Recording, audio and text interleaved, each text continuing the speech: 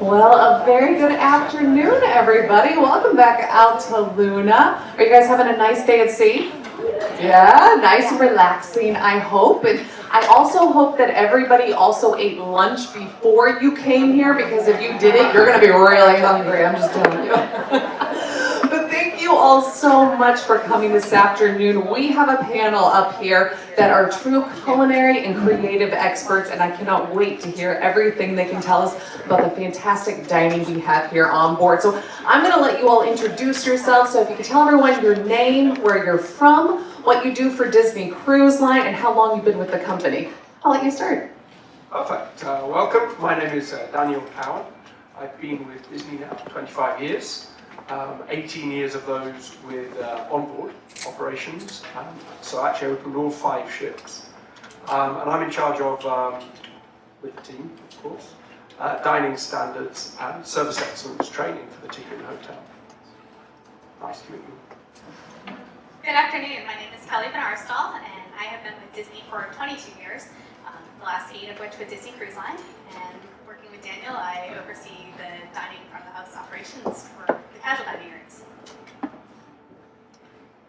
Good afternoon, everybody. Everybody ate? Anybody bring me some chicken fingers for me? Because I'm starving, I didn't have lunch. My name is Salah Chetbi, I'm the Beverage Director for Disney Cruise Line. Welcome to onboard the Disney Wish. So, you tell me, Steve. Thank you very much. My name is Steve Walker, I'm the Culinary Director for Disney Cruise Line. I'm not as polite as my front of house colleagues, they're all very, very elegant, etc. But yeah, I worked for the company for 20 years now, actually going on 20 years. Worked all the ships, and now I'm originally from Scotland, live now in Winter Garden in Florida, and obviously we're all based in celebrations, but welcome everybody. Thank you all so much. Thank you, thank you. Now, before we dive into the individual restaurants, I would love to talk about what family dining means to us here at Disney Cruise Line and take us through exactly what rotational dining means. Who'd like to jump in? So I can start. So I'm sure all of you have sailed on our fleet of ships, and rotational dining is one of our core concepts that has worked very well for us. So we continue to evolve that. So basic concept, we bring our guests on board and you move from dining room to dining room every night. Here of course we have 1923, Arendelle and World of Marvel. The unique thing about that is that your service team follows you. So really, our goal is to build a true emotional connection through the cruise, number one. Number two is to get to know likes, dislikes, dietary preferences, etc., etc. So that you're not having to repeat yourself through the cruise. You build that strong bond, and then that follows you all the way through. And what we've found, we have many guests that actually will book their cruises based on when a particular server is on board. So they request particular individuals, just because then they can come on. They don't even ask for a menu, they say, just take care of me. You know what I like, you know what I don't like. And that's what has proven successful, so we want to keep that part while we do change the restaurants themselves. So, yeah. I think one other nice thing to add to that, we have a lot of servers that have been with us for quite some time, and they've had an opportunity now to see our guests as their children have grown up, and the children now have children. And just walking around the ship, walking in the dining rooms, you can see the connection there, and just that relationship that's been built over the years. Yeah, it's so true. I hear it time and time again from guests when they come on board, and they talk about the connection that they have with their servers. And I think that connection, it really elevates that guest experience. And speaking as a crew member, it really elevates our experience as well, too. And I think one thing that's very different, when we go out and we recruit for our dining teams, if we wanted the best servers in the world, we'd probably go out to Austria and Switzerland and hire, true professional trained servers, but we want personality, we want that connection. And our crew, honestly, they are fantastic at that. So it's combining that with the elevated service. And, it's a balance, right? And that's what we try and achieve. Daniel talked about the emotion and connection. Some of you may remember the movie Ratatouille, when Igor eat this wonderful ratatouille and he go down when he was young. It's well, my guests really, when they go to some restaurant, they connect with that food and it's emotional. And trust me, in all my life with Disney Cruise Line, I saw some people crying by eating of food. And I never seen this before. When Ashley asked about the family dining, don't forget the family dining is also, you can go to the premium dining. If some parents have an 18 years old, can go to Enchanté and the Palo Steakhouse on board the ship. So the family dining is not only having you 4 or 5 years old or the room service and going to this wonderful restaurant like World of Marvel, Arendelle and 1923, you still can bring having a family experience in our premium dining. Yeah, and we're very, very fortunate here, obviously, because you know, our main dining, our rotational restaurants, you know, we follow the story, right? And you can see each one is individually themed, and we have a lot of fun. We got a really, really great culinary talent and culinary team that develop and spend a lot of time developing, tasting, and refining the experience before it goes into the locations. And the main thing for us is that we marry what we put on the plate with the story, so it makes sense in the restaurant. And I think you see that in 1923, and then you go to Arendelle, you can see that it really kind of matches the location that we're in, and it tells a story in itself with everything that we present. Yeah, so you know what, let's go ahead, let's deep dive right into those experiences in each of these rotational restaurants. So let's start ahead in Arendelle, a frozen dining adventure, because this is the very first time Disney has ever had a frozen themed dining adventure. So what can our guests expect there? What are they going to experience? Can I sing the song? No, No, definitely not. Nope, not today. So I think, as you know, on the Disney Magic and the Disney Wonder, we did retrofit Parrot Keep, one of our classics, into a show dining restaurant. We have Tiana's place on the Disney Wonder and Rapunzel's on the Rapunzel's Royal Table on the Disney Magic. So our guests ate it, and it really truly is a great dinner show experience. So what we had the opportunity to do here is build a dining room, as opposed to retrofitting it. So having, how do you call it, stage in the round, is it? Yes, it's theatre in the round. Theatre in the round, there you go. And all the production, lighting, theatre quality speakers and music systems, and you know, all built into the dining room is it's a unique first for us. And I'm sure a lot of you have already been, but when you combine the friendly, emotionally connected service, great food with that storytelling and a true world-class show, I mean, it is beautiful. And there aren't many places you can go out and get that combination together, you know, with the quality of the food, the service, and the show. So I think it's working very well. Obviously, we're celebrating the engagement. So guests are actually a part of that as well. And I don't want to ruin it for everybody, but you know, Oaken is the host, and Olaf plays a very large part. And you know, the Olaf we have on board is just unique. I mean, for those of you who haven't seen it yet, I won't ruin it, but it's truly spectacular what the team has been able to achieve with that. So. It's amazing. You talked about that marriage of the entertainment with some spectacular food. Could you go into a little bit of the concept of creating this menu and some of those signature dishes that we can find in Arendelle? Sure, well, thank you for saying that. It's very nice of you to pay the compliment. No, like I said, I mean, we've got a great culinary team, and you know, we're very fortunate because our other ships have cruised that area, the Baltic and actually up the coast of Norway. We're familiar with it and what we did and what we've done. For that particular restaurant, we really looked and took the best that we could find, and you know, we have great suppliers and vendors also, and what will suit our guests. And you know, we have a real good feeling. You know, our guests give us great feedback of what their favourites are. We really want to go with that, and what they want to see in the menus. We looked at that, refined it for our guests, and then obviously there is a process. It always takes about 3-4 months of development. What I mean by that is that it's not just obviously coming up with a menu, it's a 700-seater restaurant also. But we want to make the experience individual for everybody, and it should be. And so there's a lot of thought with that, and I work very closely with our colleagues with table flatware, and obviously just the way the table looks before the food gets there as well, so that is all done. And they can speak a little bit more to that. We always agree on everything. We always agree on especially everything. Especially the plates. Oh, I'm sure. You know, but that's another thing that you'll see is that everything is designed specifically and created for each location, right? So it's not just off the shelf; it's created right there. And then, of course, most importantly as well for us is the food. And there is a process for that. You know, we'll go on, we'll create, and we write the recipes, and then eventually it's the training on board with our teams on board. And we'll do kind of this plate presentations and tastings, and then we'll do dummy setups and run-throughs before we get to the first evening of the service, which is always an exciting time in our lives. And I would say most importantly, there's our server training also that we do. So that's sort of all these things are happening, and then it comes together, and that's one of the locations. That's going on in 3 locations at the same time. Okay, so we're hand in hand to get to where we want to get to. So just jumping on to what Steve said about the tabletop, that was a really fun piece in designing that especially for the ship. But there's a lot that goes into it. We had numerous meetings with many different vendors. We all have samples sent to us. I mean, it's quite a process, but we hope that you appreciate, really just the little individual pieces that you might not even notice at first, but that tell the full story of each of the restaurants. Actually, for the last 2 years, everybody was sending samples to my house, Kelly. Could you get them back, please? One thing I want to say, Daniel mentioned about Arendelle, and he invited me to have that experience. And he gave me a table right by the stage.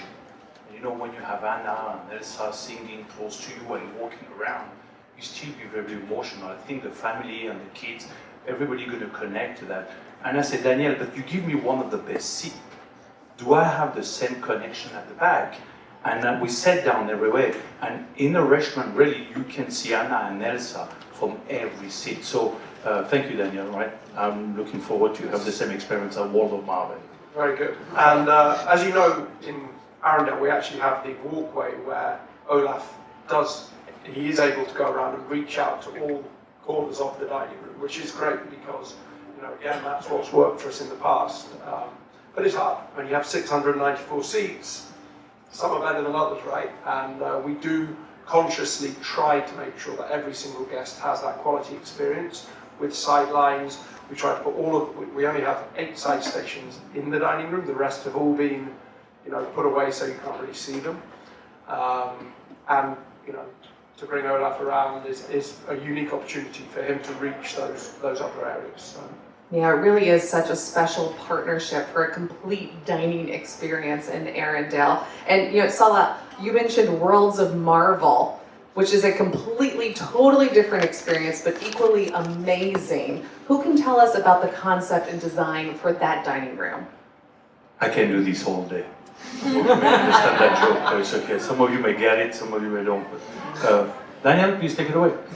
So, World of Marvel again. So when we look at Arendelle, actually, let me just wrap up Arendelle. So the goal with the real entertainment and dining combined, we want to get in, take the orders at the beginning, and then we kind of want to step back and let the show take over. So small things, for example, you won't see servers coming offering crushed black pepper in Arendelle, because we don't want to come every 2 minutes and pepper. So we put it on the table. We bought the best, pepper mills you can buy, and guests can help themselves. So that enables the servers to step back and not be as intrusive during the show.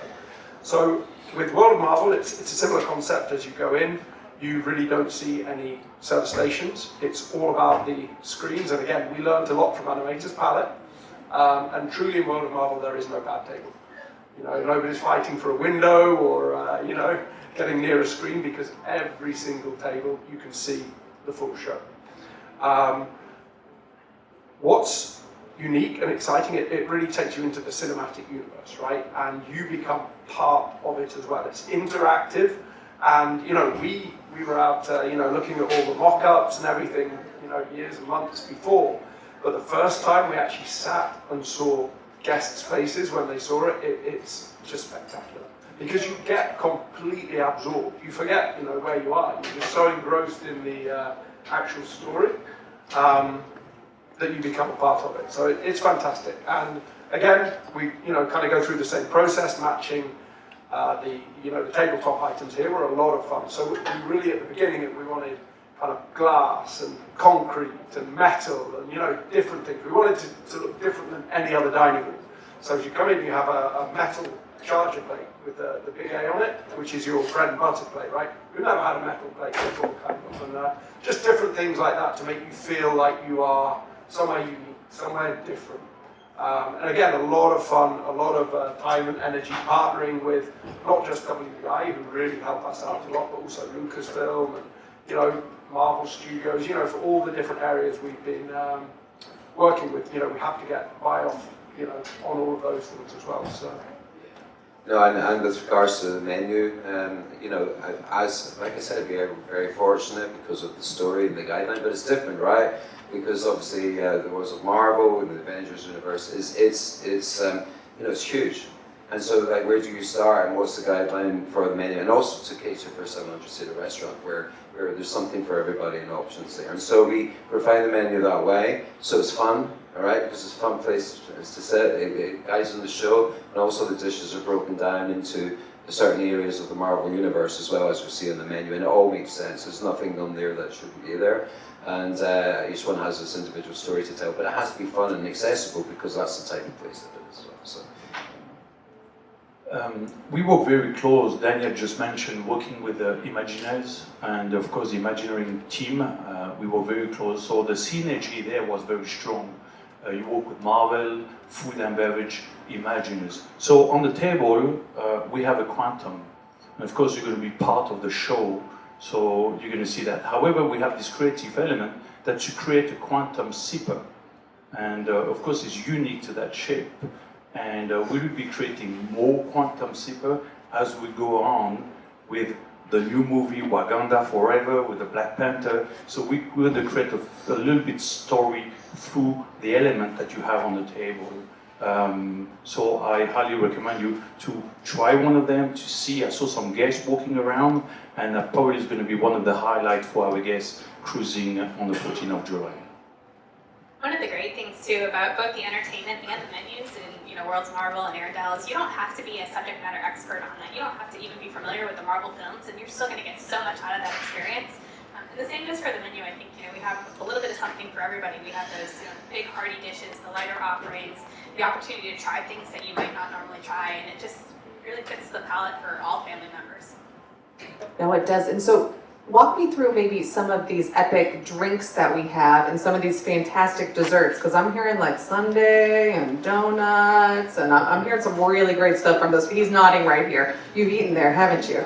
Yes, he did. Well, we do have a little technical problem in the restaurant. Obviously working with PIM technology and all the particles, sometimes things get blown up and sometimes they get shrunk, and all I can say is the donut sundae is really cool. Presentation, taste, it's fun. Yeah.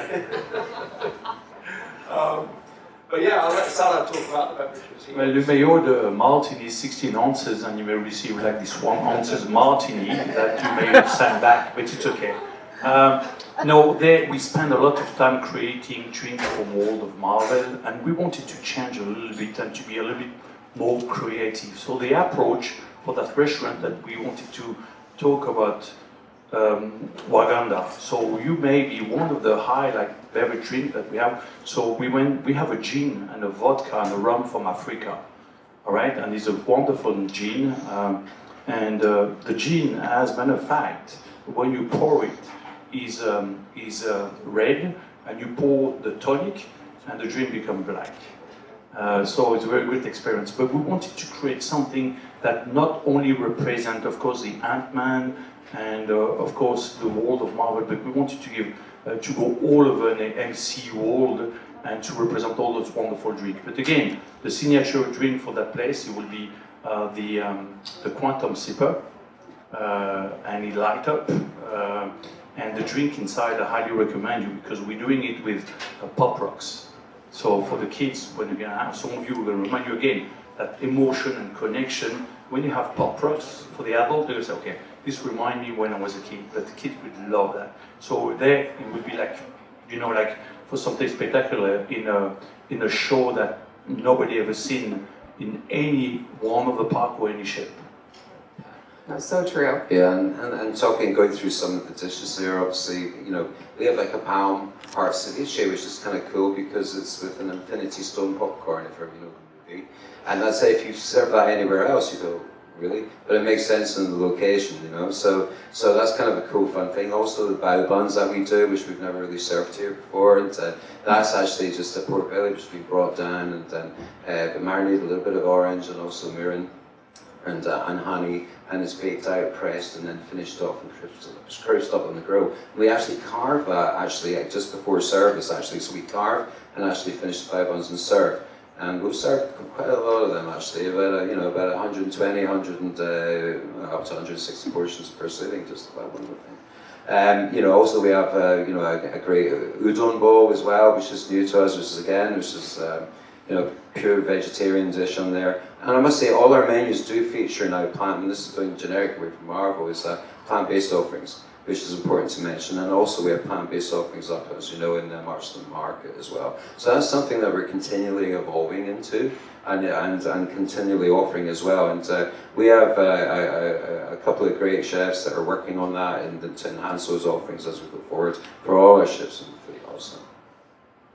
Oh, very nice. Well, we've hit 2 of the 3, so let's move on to our 3rd restaurant, 1923, which of course is celebrating the wonderful legacy of the Walt Disney Company. Could you take us through a little bit more about that restaurant? Yeah, so 1923, we call our elegant dining experience. We try and have an elegant dining experience, a technology dining experience, and an entertainment dining experience. So, pardon me, 1923, obviously, the year Disney was founded, takes you back to the golden age of Hollywood and movie making, and through the dining room, actually even before you enter, you can see a lot of the drawings, you can see a lot of the molds and the mock-ups, and it's just a real tribute to Disney movie making through the years. So some of them are older, some of them are slightly newer, but as you walk around the dining room, it is very unique. The other thing we've done very different on this ship, in both 1923 and World of Marvel, we've taken a huge 694-seat restaurant and we've split them in 2. So you actually have the Roy Disney and the Walt Disney side of 1923, and we've then further kind of tried to break it up into more intimate sections, just so you don't feel like you're in a huge kind of cruise line dining restaurant, right? And it's when you do sit in there, it is a lot more intimate, I think. So that's where we really don't infuse any entertainment technology. We want guests to sit there and enjoy dinner just as a family. You're going to have one night where you can sit and talk, right? So that's really the space for families, just to connect. And we there want to be more refined with the service. So we may come and ask if you would like black pepper with every course, right? Etc. So, I don't know if you want to add. I think you covered it all. I guess Daniel's here, right? No, it's awesome. I mean, like I said, it's 1923, and again, it's a great guideline for creating a menu also, and pays tribute to our California Heritage Company, and what a state to get inspiration from, right, from top to bottom. And so, I'm sure if you haven't had an opportunity to dine there yet, I love the restaurant. I love the way it's been made up as well. It feels very intimate. But when you walk around corners, as you said, it's still a big space, and we do practice 2 sittings in there. But some of the menu items, we have a great Lorasso salmon, which is actually just finished just before service, obviously, and we'll serve that medium well, and then that's served with Californian honey parsley puree, but also with it's like a bouillabaisse base, which is that we just reduce that down so it thickens, and that adds a little bit of sweet and sour to the actual salmon dish, which is very cool. Other great dishes on there, the tuna, which is great. And if you notice on all our restaurants, main dining restaurants, as you say, we do have little accent plates on the table as well. It's not everything is served on the same tabletop. So the tuna example, we've got this lovely dark black dish that's served on as porcini spice with a little bit tuna, and then we have some seared oyster mushrooms brought down with a bit of yuzu, some Japanese mayonnaise, pickled daikon on there, and a little bit of wasabi, and that's just a nice appetizer before you go into the rest of the meal. So it gives you an idea, sort of when we take inspiration from there. Plus, I'm sure the beverages down there, which I know are amazing also. Let me take you a little bit behind the scene. First of all, in 1923, the restaurant started in the ground hall. So a couple of tricks that you can do, you can take some pictures of the prop. In 1923, if you see left side and right side, I recommend you to take some pictures because there's some hidden treasure as props there. 1923, as you know, it's an elegant restaurant, and again, taking you behind the scene, how we created the cocktails. So if you go to Arendelle, we're going to take you to that destination. And we're going to take you to that destination, you're going to try 2 adult cocktails and a 0 proof cocktail. When I call 0 proof cocktail, add a non-alcoholic. Of course, why I call it 0 proof? Because you're not going to go to an adult and say, would you like a mocktail? You know, I mean, it doesn't make no sense. So we call it the 0 proof cocktail. So you're going to go to the 3 restaurants, and of course, there you're going to have 2 adult cocktails. 1923, we sat down, and I had so many glasses in front of me, probably. I wanted to see different kind of glasses, and the inspiration down there was Hollywood, that Daniel mentioned, but it reminded me of the Great Gatsby. You know, I mean, in the old time when we used to drink those martini, those little liquor, little classic, the Boulevardier drink. So the simplicity cocktail, but high quality, and where the people felt good about it. So when you go to that restaurant, I think you can feel it, and you can order the drink, and you can feel it from the glass. So let it to behind the scene again. So we decided the glass is first, and create the cocktail later on. That's what we did in the beverage. Thank you. Well, that was fascinating. That's very nice. Well, you know, let's continue the legacy of our Walt Disney Company and moving on to our casual dining in Marceline Market. Can you tell us a little bit about the inspiration behind some of those food stations and the dining room itself? So actually the theme of Marceline Market was, based off of Walt Disney's childhood home, and really, it has inspiration from a lot of the urban food homes that, WDI visited them throughout the country and really just looked at what made sense in that area. And we wanted to just create an experience that was a little bit different for our guests, and I think that everything came together perfectly. And even in those areas, even though it's, you're going to go in with your bathing suit on after going and spending the day at the pool, we still put a lot of thought into the plates and the mugs and everything that we have up there as well, just to, again, create that seamless experience that's going to follow it throughout.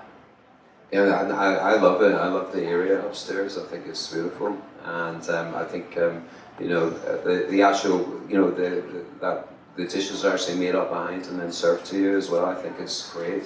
It makes a big difference. The means the food remains presented really nicely throughout when you walk through. So and also we like cooking on stage, right? And we want to try and make everything as fresh as possible in front of our guests when we walk through. So, and with regards to the individual stations, obviously breakfast, as you know, there's great offerings there. I mean, there's a wide, huge variety upstairs available to order. But we do, but we really go with little accents around of different smoked fishes and a little deli station at the back and things like that. But we do have all our American favorite classic breakfast offerings up there also. And then for lunchtime, as you've seen, we take our inspirations where we have some Mediterranean themed food. We have our slightly different, a tandoor that we have upstairs that we'll utilize in the zone for today. We go down and some other selections of ramens and I should say stir fries and things like that and woks. And then you go around the back. We've got a great pastry department on board. And a really good corporate pastry chef. He's very particular about making sure everything's very precise and clean, as you've probably seen when you walk past there. So there's a great selection there. That changes every day, and there's a wide variety that changes every day. And then at the aft end, obviously our seafood is very well known for us here at the cruise line. We have these big seafood bars with the 3 or 4 different seafood offerings every day. So I think it's a good space for us, and I just love the way it looks, and I like the way it's being presented as well. So. Oh, absolutely, it's gorgeous.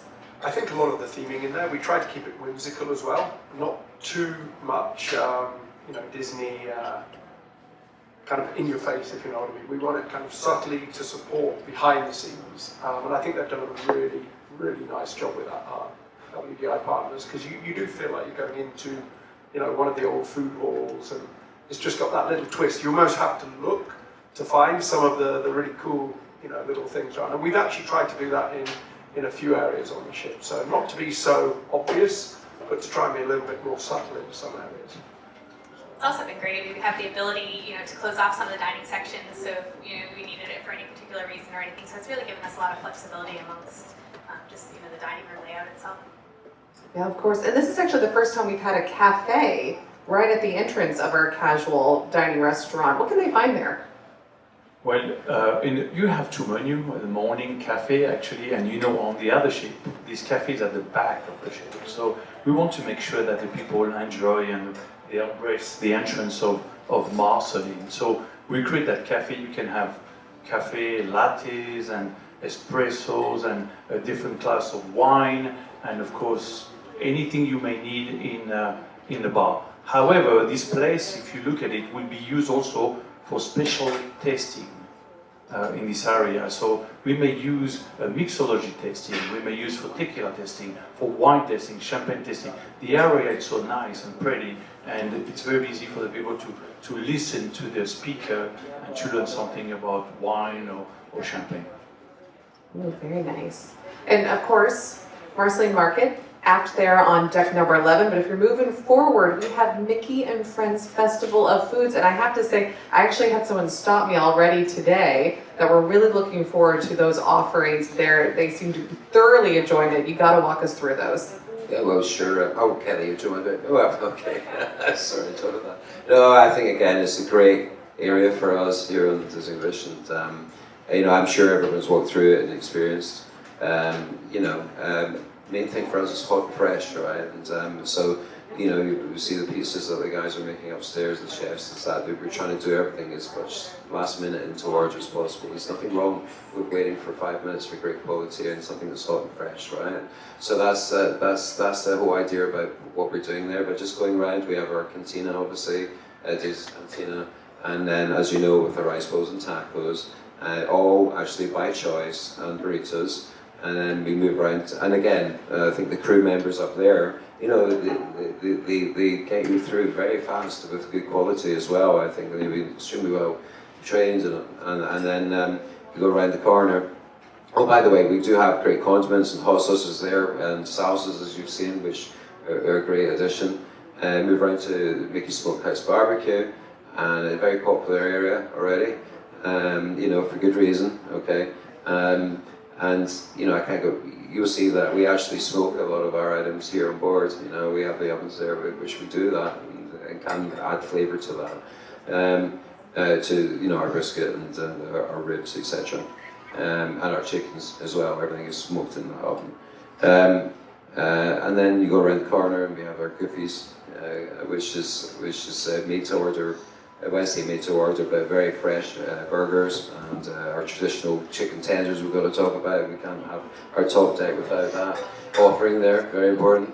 And then our soft serve around the corner. So I think it's a good selection, but all big as well, a very busy area for us and popular. And I think, especially in our sea days, it's going to be a very popular area, and actually during the day as well, very popular area for our guests.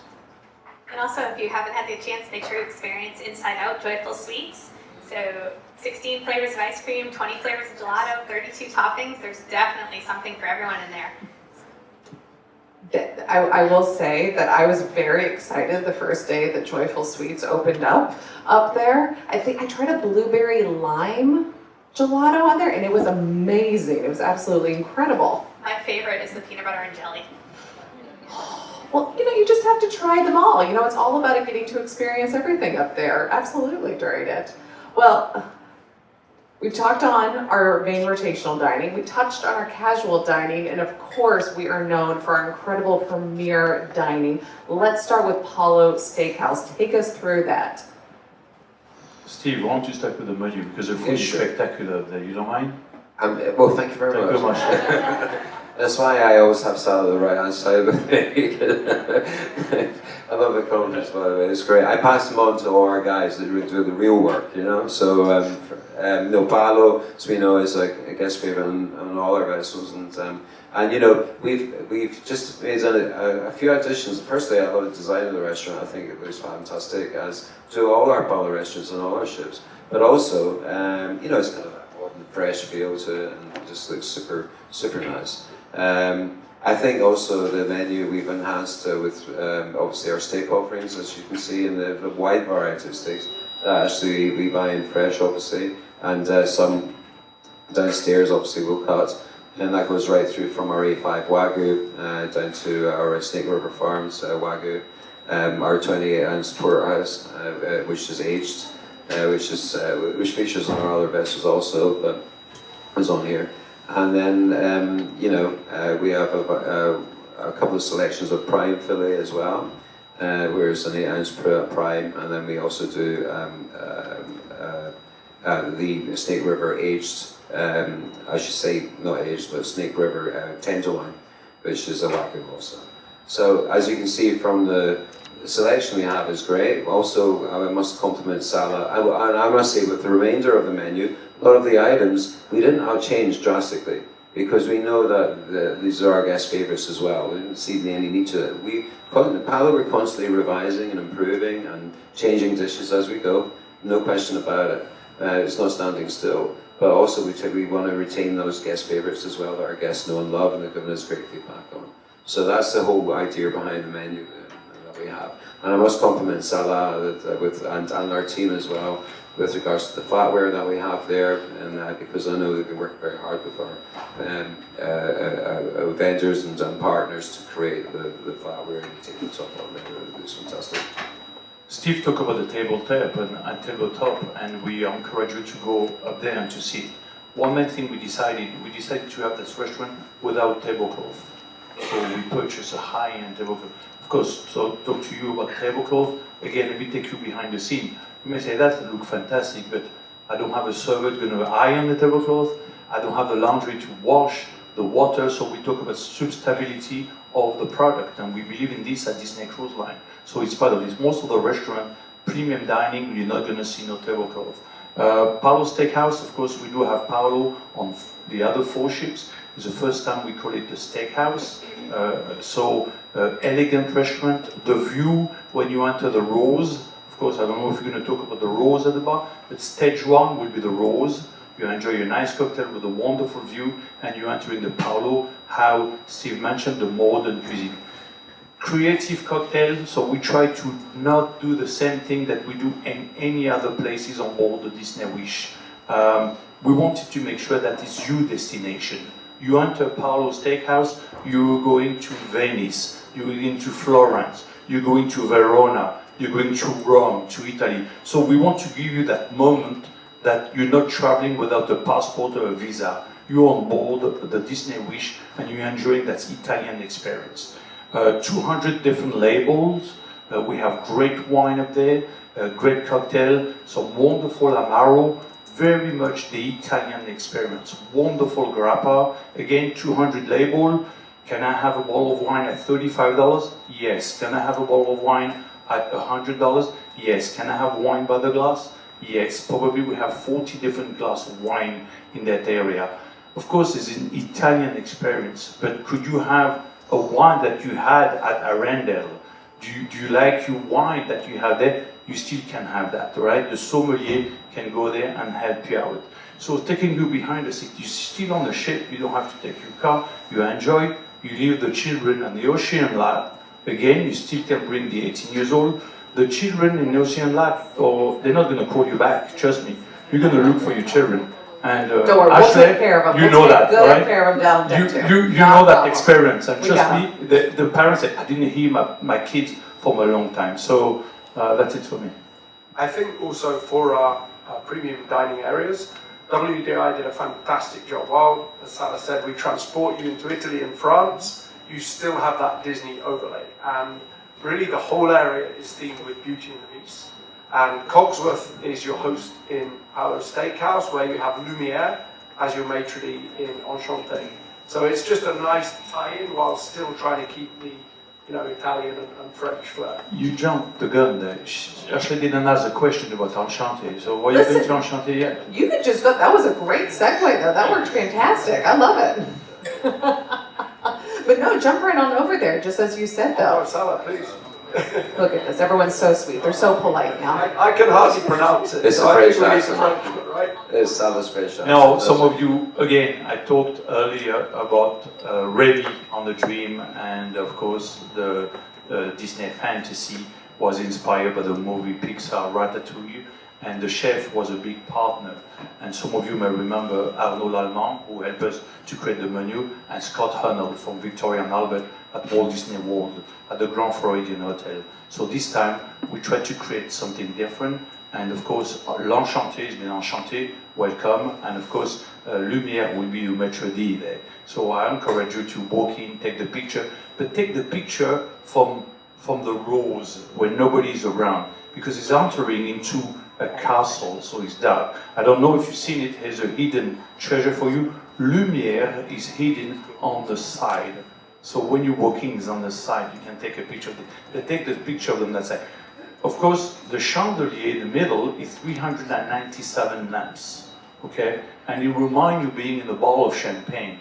As you know, Mr. Lallemand, our chef, 3 Michelin chef, come from Champagne area in France. So we tried to create this for maybe the last 2 years, but it makes you believe you are in a bottle of champagne. So the bubbles go up. So you can go visit the great French restaurant. Again, it's like Palo Steakhouse, it's like Enchanté. You don't have to go there and spend 2 hours of experience. You still can go to the both experience, have one entree, one glass of champagne, one glass of red wine, and leave. You can go to Palo Steakhouse, have a dessert with a nice amaro, and leave. You can go to Enchanté, have a wonderful sea bass there, and have a glass of champagne, and you leave. So the restaurant is a fixed menu and a la carte menu. So like this, you can go enjoy the rest of the ship with your family, or eventually, hey, why not have a glass of champagne at the Rose, have an appetizer in Palo, and have your main course in Enchanté, right? So, and you can have a dessert with Anna and Elsa and Arendelle. Trust me, you can do that. That's a full evening right there. That's a lot of sitting down and getting up. But no, could you? Okay, so I mean, Enchanté, I mean, I know so many of our guests are looking forward to get to experience this restaurant and some of those fantastic dishes on there. Is there a little bit more information that you can give us on some of those great dishes? Oh, good. Okay. Oh, you want to cover? Yeah, thank you very much, because I'm the chef and the maître d' too. So the chef create actually 2 menus. So we have the collection menu, which is cost $195. The collection menu, it's a surprise and delight from Mr. Chef Arnaud Lallemand. It's 10 dishes, okay? We're gonna take you through maybe a caviar dishes with the potatoes. He's gonna take you with the tomato flavor. And the tomato, some of you never heard it, and you can look at it, but he take the tomato and he make it like a garden. So he cooked the tomato for 12 hours. So one of the dishes that you may have. Some other dishes, of course, he's doing his beef, he's doing his wonderful sea bass. You're really coming to the 3 Michelin star level restaurant. So some of you come from different area. Think about, in the world, you only have 117 chefs like him. 117 chefs who have 3 Michelin stars. So he's on board the ships. You can pass by. You're the luckiest one. I encourage you to take a picture with him, to talk to him. He's a wonderful person. Also, you have a la carte dishes. So we're talking about a la carte and the dessert. I mean, David, earlier you told me, Salah, I had this wonderful dessert yesterday in Enchanté. It's called the chocolate Louis XV. I'm not going to say exactly what he told me about it, but he loved it, you know. And I know it's a wonderful dessert. Okay, so I encourage you. It's called the Louis XV. It's a Valrhona chocolate. So all those dishes in Enchanté are made like if you go into a 3 Michelin star. I'm talking about the 195. Of course, you have another menu. It's 125 menu à la carte. A fixed menu. You have 5 dishes. You can have a wine pairing. You can have eventually a champagne pairing. You may think that in this restaurant, both restaurants, you don't only go for dinner. Palo Steakhouse have, of course, a brunch that people can go for brunch. Enchanté, guests can go for dinner, brunch, and a dessert experience. And trust me, we do have some guests on the Dream and the Fantasy, and probably some guests will do the same thing on the Disney Wish, going for brunch, dessert, and dinner. It's why not? You know, that's what's happened. Oh, I love it. I don't know. What about you all? Are we hungry now? Yes. Definitely. Well, can you give a huge round of applause to our panelists today? Thank you. Thank you. you all so much for taking the time to walk us through all of that. And of course, wherever you're dining this evening, I hope you have a wonderful meal tonight. I hope you have a great evening. And thank you all so much for coming. We'll see you around.